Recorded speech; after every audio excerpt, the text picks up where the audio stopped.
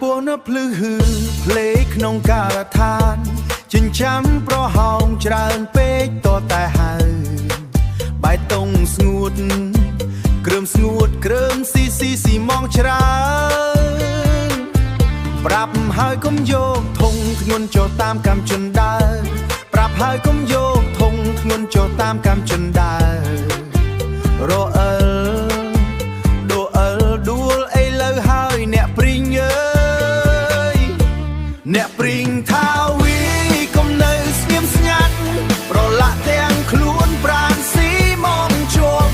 ធ្វើការទាំងសើទាំងយំក្នុងនឹងប្រហោងបនក្បាលក៏អាចបិទចិត្តបានដែរឡើងលើអង្គុយលើចន្ទល់ឈើប្រយ័ត្នធ្លាក់បាក់ក៏អីលើហើយបងអីលើហើយបងអីលើហើយបងកម្មចិនដើរចង់អៀតពីបាក់នឹងដើរណាស់ធុងលៀបកាន់ជាប់ដៃកុំឲ្យជ្រុះ